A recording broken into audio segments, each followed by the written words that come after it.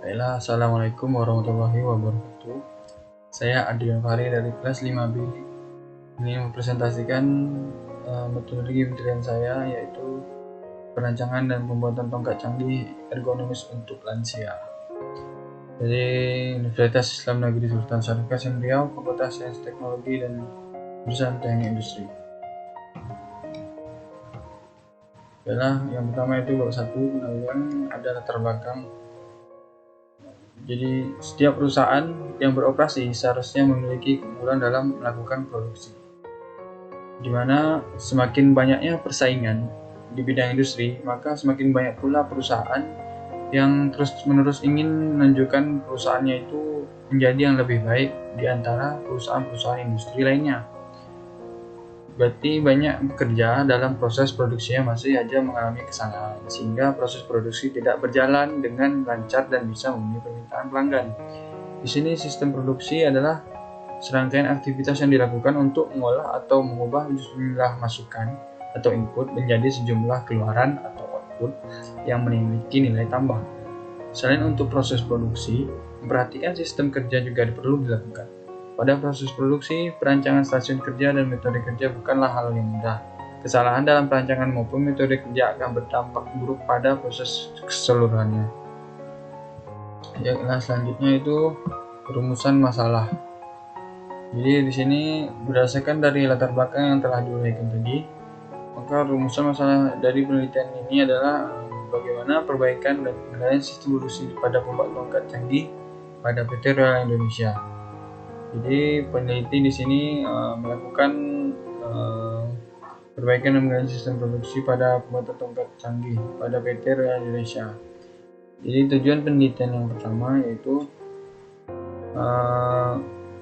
yang ternyata tujuan penelitiannya itu untuk melakukan perbaikan sistem kerja dari proses produk tongkat canggih dan pengendalian sistem produksi tongkat canggih pada PT Royal Indonesia.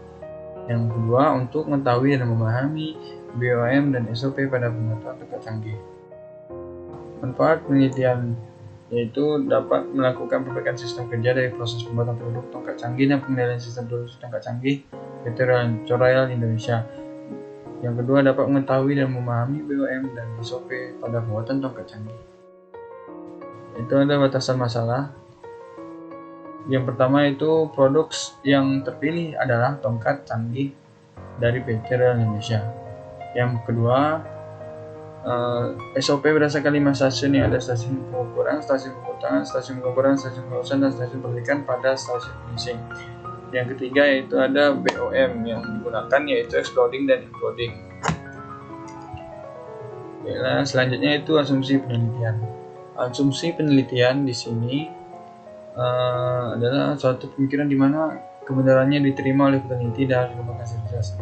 Asumsi mengatakan bahwa tongkat canggih ini akan berguna untuk seorang yang sudah lanjut usia, karena di tongkat canggih ini mengapa lebih ke orang yang sudah lanjut usia, karena orang yang lanjut usia itu cenderung sudah agak lupa atau lupa bagaimana cara untuk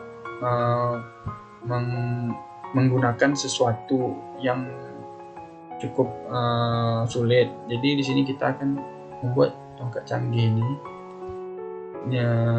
agar berguna untuk seorang lansia yang mudah digunakan dan tidak harus pusing untuk memakainya. Jadi posisi penelitian pada kali ini yaitu merupakan penelitian pertama pada PT Royal Indonesia. Baiklah, masuk ke bab 2 yaitu landasan teori. Landasan teori kita pertama yaitu ada Bill of Material atau bisa disebut BOM. Singkatannya BOM. Jadi BOM ini adalah daftar dari semua material, parts dan sub-assembles serta kuantitas dari masing-masing yang dibutuhkan untuk memproduksi satu unit produk. Dan ada beberapa struktur atau format dalam pembuatan bom. Yang pertama yaitu ada beberapa struktur yang digunakan dalam membuat bom, yaitu yang pertama ada 3 poin pentingnya. Yang pertama yaitu BOM ini menunjukkan semua komponen yang dibutuhkan untuk membuat salah satu itemnya. Dan yang kedua, setiap item itu dia memiliki nomor komponen. Dan yang ketiga itu suatu komponen itu dibagi atas bentuknya, kesesuaian dan fungsinya. Jika ada perubahan ini, maka ini bukan komponen yang sama dan harus memiliki nama komponen yang berbeda. Jika komponen itu dapat dicat dengan 3 warna berbeda, maka masing-masing harus diidentifikasi dengan nomor unitnya. Kegunaan BOM juga dirincikan sebagai Product Definition Engineering, Chain Control Service, Part and Planning, Order Entry, dan Manufacturing and Costing. Yang pertama itu Product Definition. Maksud dari ini yaitu menentukan komponen yang diperlukan untuk membuat produk. Yaitu ada juga di situ Engineering Change Control. Dimana ini kita mendesain produk, terkadang itu mengubah desain produk dan komponen yang digunakan. Jadi perubahan-perubahan itu harus dicatat dan dikendalikan. Dan BOM ini menyediakan metodenya untuk melakukannya itu. Yang ketiga itu ada Service Parts. Jadi service parts ini yaitu bagian yang dibutuhkan untuk memperbaiki komponen yang rusak. Yang keempat ada planning. Planning ini mendefinisikan material apa yang harus dijadwalkan untuk membuat produk akhir. Jadi mendefinisikan komponen apa yang harus dibeli atau dibuat untuk memenuhi jadwal produk induk. Dan yang kelima itu ada order entry. Jadi order entry di sini yaitu sangat sering digunakan, yaitu untuk mengkonfigurasi BOM pada produk akhir. Jadi BOM ini juga dapat digunakan untuk menentukan harga produk. Yang keenam yaitu ada manufacturing. Manufacturing ini yaitu dia menyediakan daftar bagian-bagian yang perlu kita buat atau dirakit dalam membuat produknya. Dan yang terakhir itu ada costing. Costing itu biaya produk yang kita pecah menjadi bahan langsung dan tenaga kerja langsung, atau juga bisa jadi biaya overhead. Jadi costing ini tidak hanya menyediakan metode penentuan bahan, tapi juga struktur untuk merekam tenaga kerja langsung dan mendistribusikan overhead. Baiklah, selanjutnya itu ada SOP, Standard Operational Procedure. Standard Operational Procedure yaitu merupakan bagian dari peraturan tertulis yang membantu mengontrol perilaku anggota organisasi. SOP dapat dikatakan sebagai sarana untuk menghindari miscommunication, konflik dan permasalahan di pekerjaan pada suatu perusahaan. Manfaat SOP ini adalah untuk menstandarisasikan aktivitas yang dikerjakan dalam menjelaskan dan mendokumentasikan harapan kinerja yang digunakan sebagai panduan untuk memberikan pelatihan atau pengarahan kepada para pekerja. Nah, jadi di sini SOP itu sangat diperlukan untuk perusahaan karena memiliki peran yang cukup penting, yaitu dia melakukan suatu proses pekerjaan di mana dia membuat atau mendokumentasikan secara tertulis yang memuat semua prosedur atau alur proses kerja secara rinci dan sistematis. Jadi kalau suatu perusahaan itu tidak memiliki SOP, maka perusahaan tersebut akan mudah mengalami banyak permasalahan. Selanjutnya itu pengukuran waktu kerja.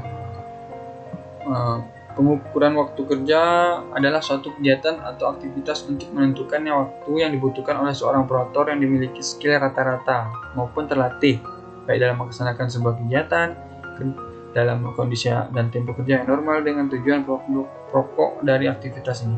Berkaitan erat usaha menetapkan waktu standar. Ada pembagian studi waktu di pengukuran kerja, yaitu waktu normal, waktu siklus, dan waktu baku.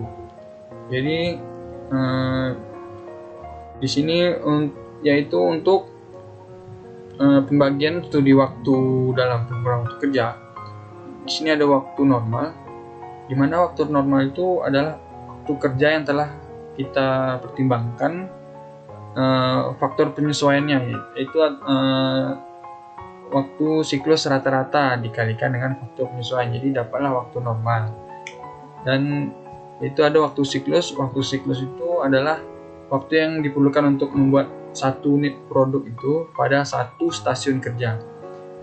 Dan dikatakan bahwa siklus itu merupakan pengamatan secara langsung yang tertera pada stopwatch.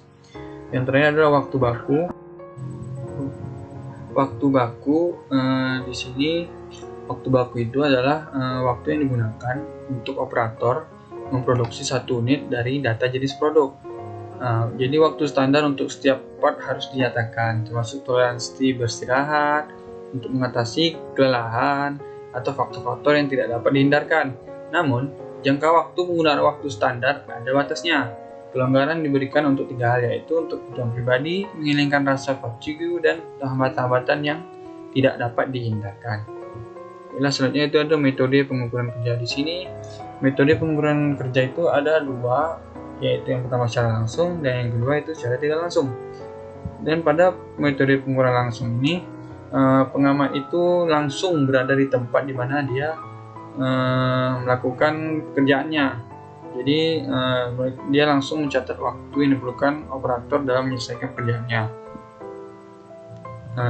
Metode pengukuran langsung ini yaitu operasi kerja akan berbagi dalam beberapa elemen kerja yang dapat diamati dan diukur.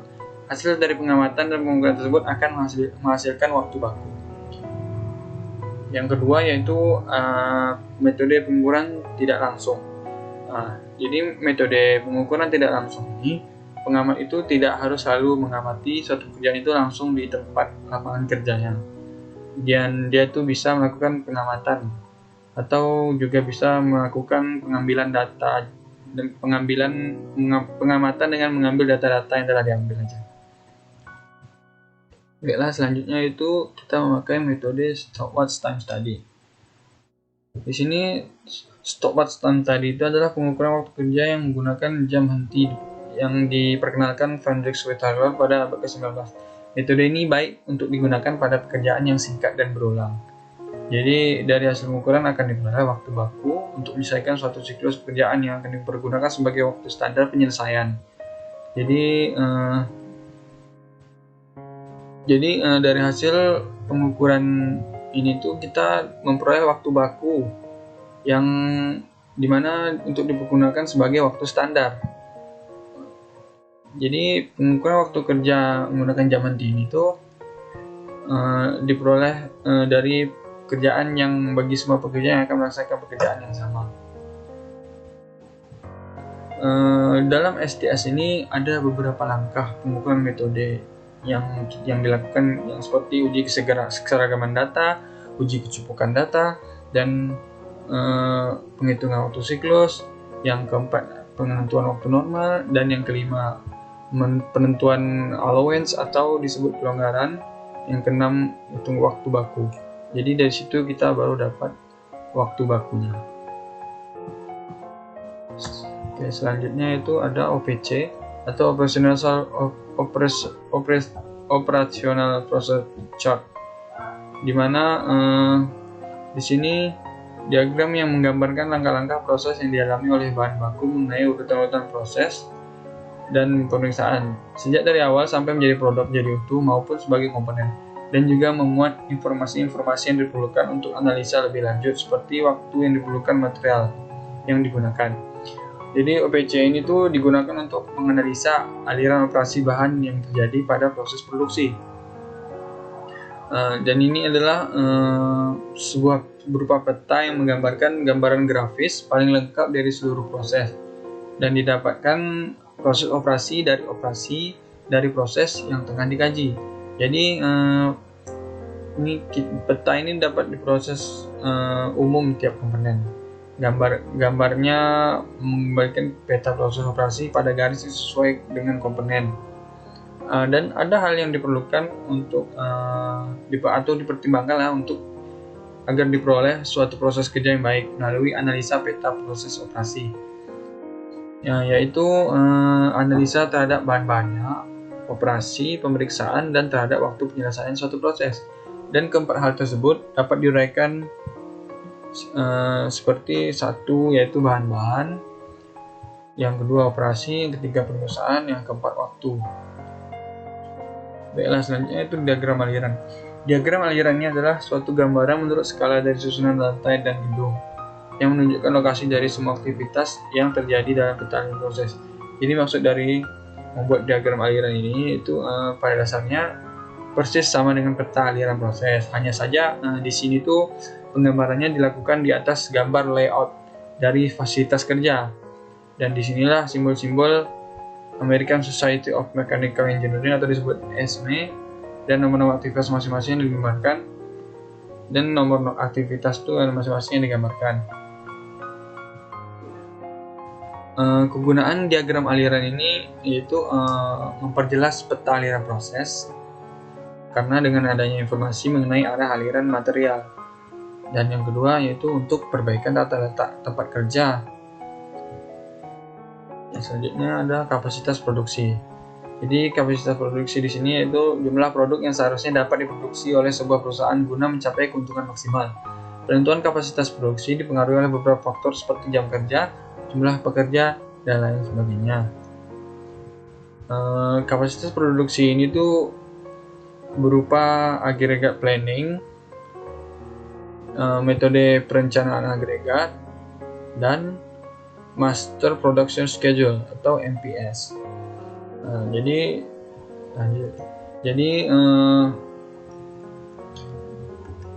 kapasitas produksi ini dikenal juga dengan perencanaan agregat, yaitu pendekatan yang dilakukan perusahaan untuk menentukan kuantitas dan waktu produksi pada jangka waktu menengah, biasanya 3-12 bulan ke depan. Dan yang kedua yaitu ada MPS. MPS ini yaitu merupakan faktor-faktor produksi dalam industri manufaktur. Nah, dan di sini metode penjadwalan produksi induk yaitu MPS itu merupakan dasar pertimbangan untuk memastikan jumlah produk yang dapat memenuhi permintaan pelanggan dan penjadwalan produksi induk. MPS ini memiliki peranan yang sangat penting dalam pencapaian tujuan perusahaan. Karena MPS ini merupakan suatu pernyataan tentang produk akhir, di mana dari suatu perusahaan industri manufaktur yang merencanakan memproduksi atau output berkaitan dengan kuantitas dan periode waktu. Dan yang terakhir yaitu ada AP atau agregat planning. Agregat planning ini dikenal juga dengan penjadwalan agregat, yaitu suatu pendekatan yang dilakukan perusahaan untuk menentukan kuantitas dan waktu produksi pada jangka waktu menengah, biasanya sampai 3-12 bulan ke depan. Itu yang terakhir. Yang selanjutnya itu ada quality control. Quality control ini merupakan suatu aktivitas yang dilakukan manajemen perusahaan untuk menjaga dan mengarahkan agar kualitas produk dan jasa perusahaan dapat dipertahankan sebagaimana yang telah direncanakan. Dan tujuan quality control ini yaitu untuk meningkatkan kepuasan konsumen. Proses produksi dapat dilaksanakan dengan biaya serendah-rendahnya, serta selesai sesuai dengan waktu yang telah ditetapkan. Jadi di sini quality control ini tujuannya yaitu untuk meningkatkan kepuasan konsumen. Jadi kalau kepuasan konsumen meningkat, berarti permintaan produksi semakin naik, dan proses produksi pun dapat dilaksanakan dengan biaya serendah-rendahnya serta sesuai dengan waktu yang telah ditetapkan. Dan quality control ini memiliki beberapa faktor yang dapat dipengaruhi dan dilakukan oleh beberapa perusahaan. Yang pertama yaitu kemampuan proses, yaitu batas-batas yang ingin dicapai haruslah disesuaikan dengan kemampuan proses yang ada. Tidak ada gunanya kalau kita mengendalikan suatu proses dalam batas-batas yang melebihi kemampuan atau kesanggupan proses yang ada. Jadi yang kedua yaitu spesifikasi yang berlaku. Sini hasil produksi yang ingin dicapai harus dapat berlaku bila ditinjau dari segi kemampuan proses dan keinginan. Yang ketiga, tingkat ketidaksesuaian yang dapat diterima. Tujuan dilakukan penilaian suatu proses adalah dapat mengurangi produk yang berada di bawah standar minimal mungkin. Tingkat penilaian yang dilakukan tergantung pada banyaknya produk yang berada di bawah standar. Yang keempat itu ada biaya kualitas. Yang biaya kualitas ini sangat mempengaruhi tingkat pengendalian dalam menghasilkan produk, di mana biaya mempunyai hubungan yang positif dengan terciptanya produk yang berkualitas. Baiklah, selanjutnya yaitu bab 3, itu metodologi penelitian. Di sini bab 3 membuat metodologi penelitian, di mana metode penelitian ini berisi langkah-langkah untuk melakukan penelitian, mulai dari studi literatur, perumusan masalah, pendapatan tujuan, batasan masalah, dan pengumpulan data, analisa, kesimpulan, dan saran. Jadi untuk di sini ada flowchart yang dibuat oleh penyaji. Di sini ada studi literatur, di mana studi literatur ini adalah cara kita untuk menyelesaikan persoalan dengan menelusuri sumber-sumber tulisan atau referensi teori yang pernah dibuat sebelumnya yang relevan dengan kasus atau permasalahan yang ditemukan. Yang kedua itu ada perumusan masalah. Perumusan masalah ini merupakan suatu penjabaran dari identifikasi masalah. Jadi kita mengidentifikasi masalah dulu, baru kita bisa merumuskan masalah yang kita buat untuk penelitian ini. Yang selanjutnya itu ada penetapan tujuan. Penetapan tujuan itu yaitu untuk digunakan untuk memperoleh jawaban atas permasalahan dari penelitian tadi. Selanjutnya itu ada batasan masalah. Batasan masalah ini yaitu batasan masalah yang akan kita bahas. Jadi dengan adanya batasan masalah ini kita akan terarah, peneliti akan terarah sesuai batasan masalah. Jadi tidak kemana-mana masalah-masalah yang kita lakukan penelitian. Pembatas yang digunakan ini yaitu pembatas yang digunakan dalam penelitian ini yaitu produk yang produksi adalah tongkat canggih. Baiklah, selanjutnya itu ada pengumpulan data. Pengumpulan data ini dilakukan untuk memperoleh informasi yang dibutuhkan dalam rangka mencapai tujuan penelitian. Jadi data yang digunakan dalam penelitian haruslah data yang akurat.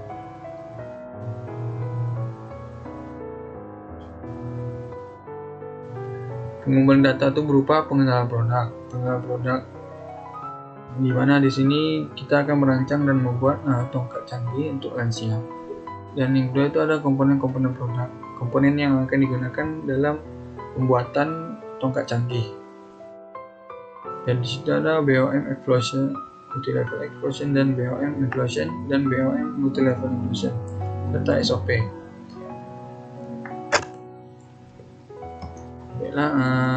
Slide selanjutnya yaitu pengolahan data. Pengolahan data ini yaitu proses untuk mengolah data yang sudah kita kumpulkan. Dan adapun yang tahap-tahapnya yaitu sebelah kiri flowchart ada pengukuran stopwatch time study, di mana perhitungan waktu harus diperhatikan dengan menggunakan jam henti. Dan di sini ada uji keseragaman data, di mana uji keseragaman data ini untuk mengetahui apakah data yang telah dikumpulkan itu seragam atau tidak. Dan jika tidak, maka data yang tidak seragam akan dibuang. Dan di situ ada uji kecakupan data, di mana ini untuk mengetahui data yang diolah cukup atau tidak. Dan yang selanjutnya itu ada penghitungan waktu siklus. Penghitungan waktu siklus ini yaitu perhitungan yang didapatkan dari pengamatan langsung pada stopwatch. Waktu yang diperlukan untuk melaksanakan elemen-elemen kerja pada umumnya. Dan terakhir itu ada penghitungan waktu normal. Perhitungan waktu baku.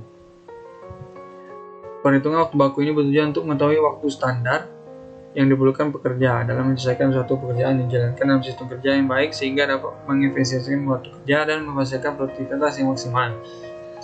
Jadi di sini ada agregat planning, di bawah pengolahan data ada agregat planning, ada kapasitas produksi, ada agregat planning software QM yang metode terpisah. Dan selanjutnya itu sebelah kanan. Ada quality control. Di sana berupa check sheet, histogram, dan diagram Pareto. Dimana quality control di sini untuk mengukur serta memastikan sebuah keselarasan pekerjaan yang diinginkan. Dan selanjutnya itu ada MRP, input BOM, pengolahan data, MRP, dan output QM, serta pengembangan dan pemilihan konsep.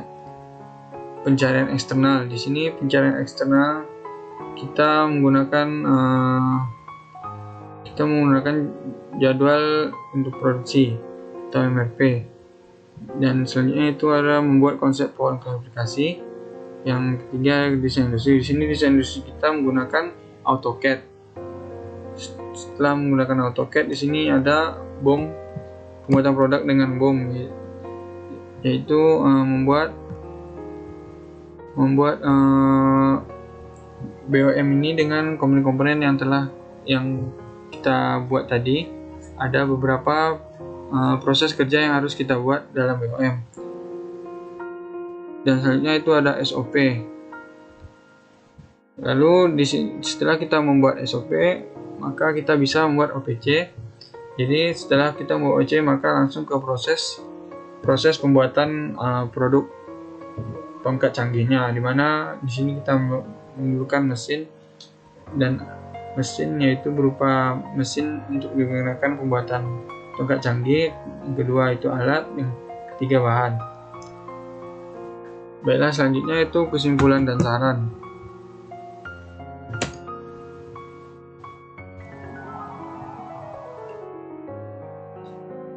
Sebelum kesimpulan dan saran, kita menganalisa dulu. Analisa ini di sini kita mengupayakan untuk mengolah data menjadi informasi, sehingga karakteristik data tersebut bisa dipahami dan bermanfaat untuk solusi permasalahan, terutama masalah yang berkaitan dengan penelitian. Dan tujuan analisa adalah untuk mendapatkan informasi baru dan mengetahui kesalahan apa saja yang harus diperbaiki dari data seseorang. Oleh karena itu, analisa data berfungsi untuk memberi arti, makna, dan nilai yang terkandung di dalam tersebut. Jadi di sini menganalisa ini kita menganalisa bagaimana tongkat canggih ini akan berfungsi untuk lansia. Di sini tongkat canggih ini tidak hanya sekedar tongkat, jadi dia ada juga merupakan tombol-tombol yang canggih, dimana hanya untuk menekannya saja kita sudah bisa memakainya. Jadi tidak terlalu sulit bagi lansia. Selanjutnya itu kesimpulan dan saran. Kesimpulan dari saya dan saran mungkin tidak dapat dilakukan dari sekarang karena kita belum melakukan penelitian baru, kita belum melakukan pembuatan produk baru, merancang produk. Jadi sekian dari saya. Assalamualaikum warahmatullahi wabarakatuh.